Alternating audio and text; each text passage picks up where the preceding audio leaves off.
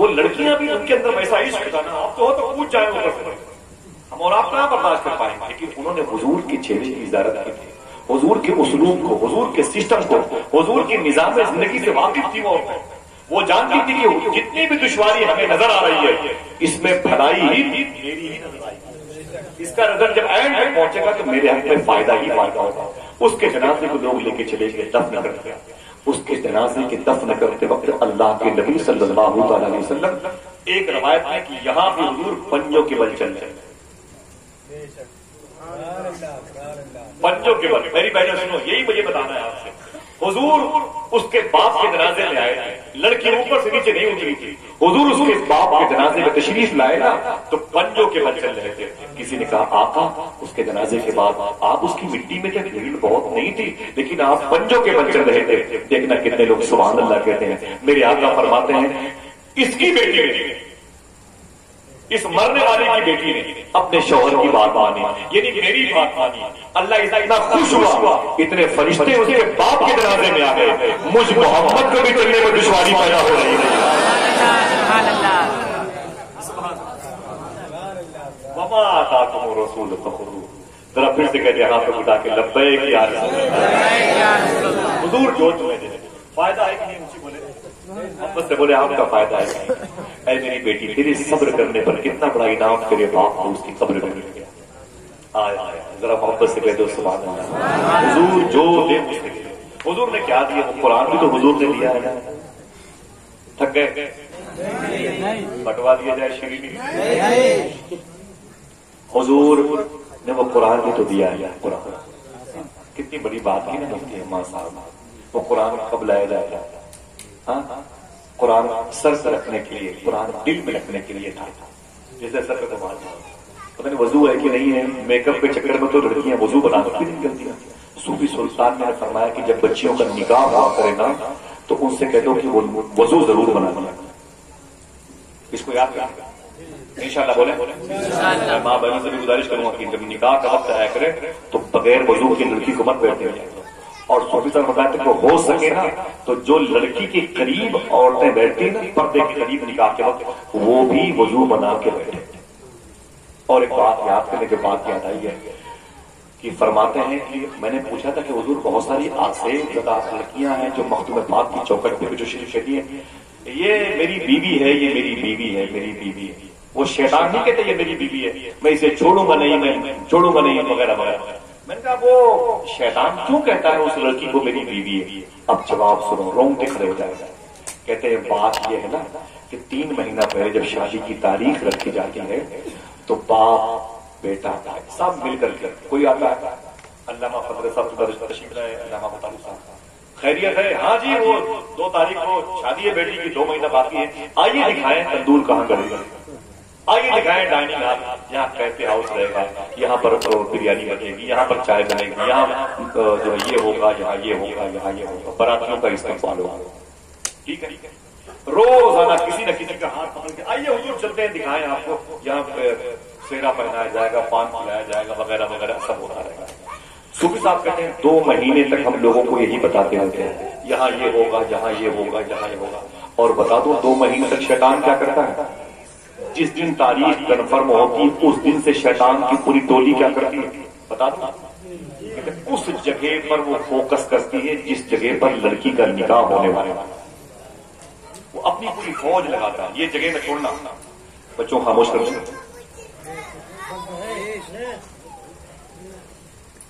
بیٹا بیٹھ جاؤ، ذرا محبت سے بولے لبیک یا رسول اللہ،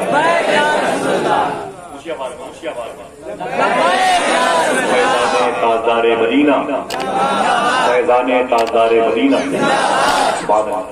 معلوم ہے فرماتے ہیں کہ اس زمین پر شیطان فوکس کرتا ہے جہاں نکاح ہونے والا ہو، اور تم اس کو تو بھول ہی جاتے ہو نکاح کی جگہ۔ میں نے کہا پھر کیا طریقہ ہے؟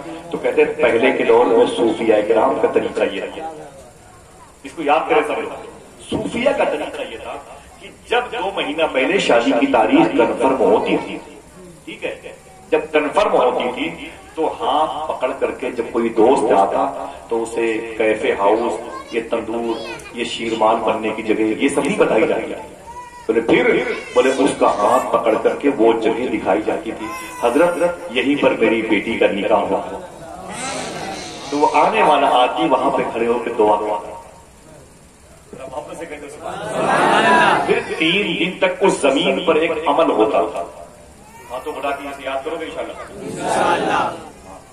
محبت سے بولیں، ہر آدمی اسے یاد کر لے، یہ چینل کے ذریعے سے بھی اسے یاد کر لیجیے گا. ماں بہنوں سنو، اور اپنی تمام تر ملنے والوں کو، قرابت داروں کو یہ میسج دینا انشاءاللہ. اس گاؤں میں کسی کی شادی ہو یا کہیں بھی کسی کی شادی ہو تو یہ آپ ضرور بتا دینا انشاءاللہ. جیسے پرسوں نکاح ہونے والا، تو سب سے پہلے گھر والوں کو چاہیے جیسے شادی کی تاریخ کنفرم ہو، دل میں گھر والے بیٹھ کر کے نکاح کی جگہ کا اعلان کر دیں، فکس کر لیں. اپنی بیٹی کا نکاح یہاں کریں، اپنی بیٹی کا نکاح یہاں کریں، بس یہ جگہ فکس کر لیں.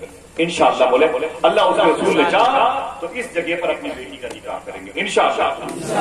اور 2 مہینے کا وقت ہے. کبھی کبھی کوئی نمازی آئے تو اس سے بتانا کرو کہ یہاں پر میری بیٹی کا نکاح ہوا، اس رسم کو جاری کرو آگے آگے، ٹھیک ہے؟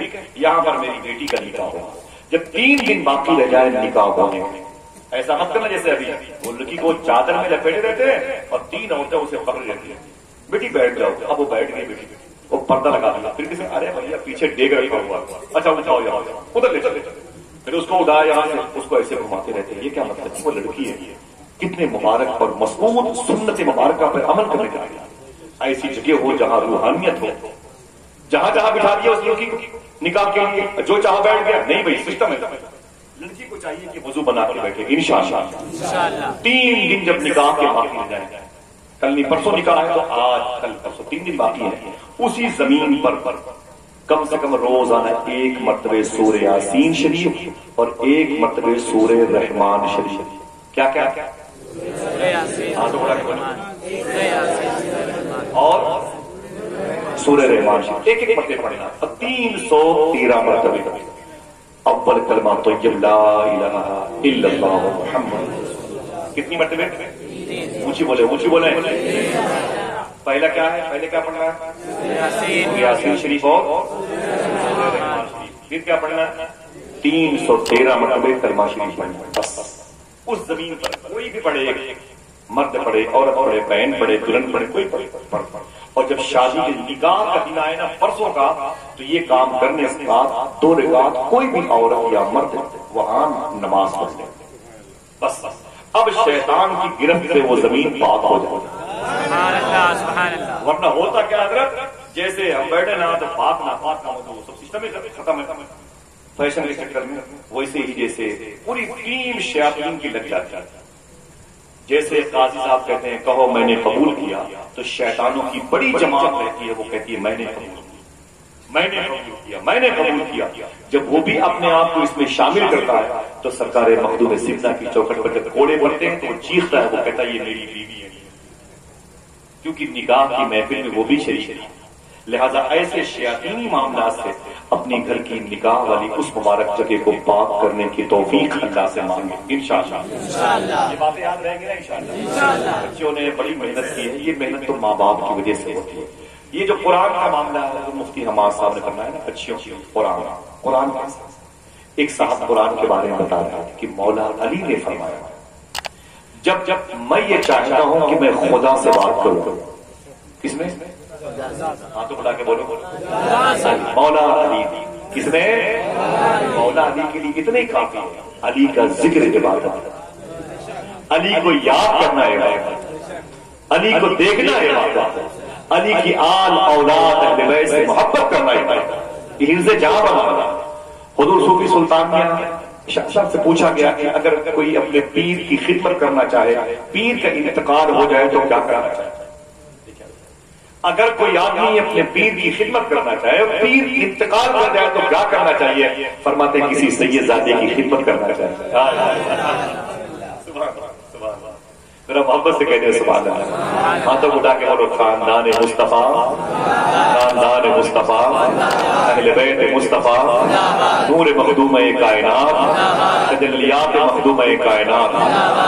حضرات دیکھیں اب یہ قرآن کا جو معاملہ ہے، قرآن کا کیا فرمایا مولا نے؟ اگر میں یہ چاہتا ہوں کہ میں اللہ سے بات کروں تو میں نماز پڑھنا شروع کر دیتا ہوں، اور اگر میں یہ چاہتا ہوں کہ اللہ مجھ سے بات کرے تو میں قرآن پڑھنا شروع کرتا ہوں۔ پھر سے اسے ریورس کرتا ہوں، اسے میں پھر سے ریورس کرتا ہوں، آپ کو یاد کرنا پڑتا۔ ایسے نہیں یہ جملہ کسی لڑکی کے دل میں بیٹھ گیا، امام یافعی نے کیا فرمایا؟ جب میں یہ چاہتا ہوں، کس نے فرمایا؟ مولا کی تو مولا علی نے، سبحان اللہ۔ جب میں یہ چاہتا ہوں کہ میں خدا سے بات کروں تو میں نماز پڑھنا شروع کر دیتا ہوں، اور جب میں یہ چاہتا ہوں خدا مجھ سے بات کرے تو میں قرآن پڑھنا شروع کر دیتا ہوں۔ اس بات کو سنیے، 6 سال کی بچی ماں کے ساتھ بیٹھی تھی میرا شریف کی محفل میں، امی قرآن خدا سے بات کرتے، قرآن خدا تک پہنچاتے، کتنی مبارک کتاب ہے۔ اور تقریر بھی ایسی کسی بزرگ نے کی بقول صوفی سلطان میں کے فرماتے جب قرآن اٹھایا کرو نا تو دیکھا کرو، سبحان اللہ یہ وہی قرآن ہے جسے حضور میں پڑھا، بولے بولے سبحان اللہ، یہ وہی قرآن ہے جسے صدیق اکبر نے پڑھا، جسے عمر فاروق اعظم نے پڑھا، جسے سرکاران عثمان و علی نے پڑھا۔ ذرا محبت سے کہو گے سبحان اللہ، کہو، سوچو، خوش ہو جاؤ، رو خوشی میں، جمعوں سے۔ یہ وہی قرآن ہے جسے نیزے کی نوک پر امام حسین نے پڑھا، اسی کتاب سبحان اللہ۔ اس قرآن کو چھو کر کے لوگوں نے کلمہ پڑھ لیا، اس قرآن کو پڑھ کے لوگوں نے کلمہ پڑھ لیا، اس قرآن کی تعریف سن کے کلمہ پڑھ لیا۔ کیسا قرآن ہے سبحان اللہ۔ یہ سوچا کرو، ایک آیت پڑھا کرو، رک جایا کرو، پھر ریورس کیا کرو، خوش ہو جایا کرو، رویا کرو، مسکرایا کرو، ہنسا کرو، اللہ کا شکر ادا کیا کرو، پھر ایک آیت پڑھی۔ فرماتے ہیں صوفی صاحب قرآن پڑھنے کا یہ طریقہ، ایک آیت پڑھا کرو، الحمد بسم اللہ الرحمن الرحیم الحمد للہ رب العالمین الرحمن الرحیم۔ اب آپ سوچو، اس پر غور کرو، اللہ رحمان ہے، رحیم ہے، کائنات کا پالنے والا ہے، سبحان اللہ، مجھے بھی پالتا ہے، کیڑوں کو پالتا ہے، سبحان اللہ۔ خوش رہو، رو کہ میرے بچوں کو پالنے والا ہے، پھر ریورس کرو، اس طریقے سے آگے پیچھے کرو، برکتیں ملیں گی انشاءاللہ۔ وہ لڑکی کیا ہوا معلوم ہے؟ جلسے سے گئی نا واپس کہ جلسے میں قرآن پڑھو قرآن پڑھو قرآن پڑھو کے ٹاپک پر بات ہوئی تھی، جب گئی تو تھکی ہوئی تھی ماں، وہ سو گئی، بیٹی نے وضو کر کے قرآن پڑھنا شروع کر دیا۔ حضور جو تمہیں دے اسی میں تمہاری بھلائی ہے، اور حکومتیں جو دیں گی اس میں آپ کا نقصان، نیتا نگری کے لوگ جو دیں گے اس میں ان کا فائدہ ہے اور آپ کا نقصان ہے، سمجھا؟ یہ کیا دیں گے؟ صرف بیوقوف بنا، ان کی ذہنیت مجھے پاگلوں جیسی لگتی ہے۔ بولے کہ مجھے الیکشن میں جتا دو گے تو میں 10 نل لگوا دوں گا۔ لوگوں نے بڑی کوشش کی، بولے یار پانی کی بڑی قلت ہے، اس کو جتا دو بھائی، پردھان جی کو لے آؤ یار، 10 نل لگ جائیں گے یار، ایک وہاں ایک یہاں، تو پانی کی قلت دور ہو جائے گی۔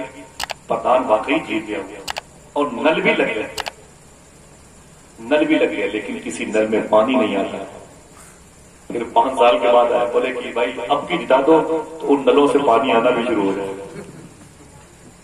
یہ لوگ خدا کی قسم اور حضور کی بات چلے آؤ، ایک کٹورا پانی، صحابہ کہتے ہیں حضور مجھے پیاس لگی، حضور نے اپنی انگلیاں اس کٹورے میں یوں ڈالا، ہر انگلی کی کھائیوں سے سمرسیبل جیسا پانی نکلتا تھا، انگلیوں کی کھائیوں سے۔ میں نے وہ جگہ دیکھی ہے صلح حدیبیہ کے قریب، جہاں حضور کے ایک کٹورے پانی سے انگلیاں ڈال دی حضور نے، اور پھر چشمے بہے گئے۔ 1400 سے زیادہ صحابہ کرام نے پانی پیا، ان کی سواریوں نے پانی پیا، سب نے اپنے اپنے لگیج میں پانی پک بھی کر لیا، جمع بھی کر لیا۔ کیا کہا میری ماں نے؟ انگلیاں ہیں جھوم، انگلیاں ہیں فیض پر، ٹوٹے ہیں پیاسے جھوم کر، ندیاں پنج آب رحمت کی ہے جاری، واہ واہ۔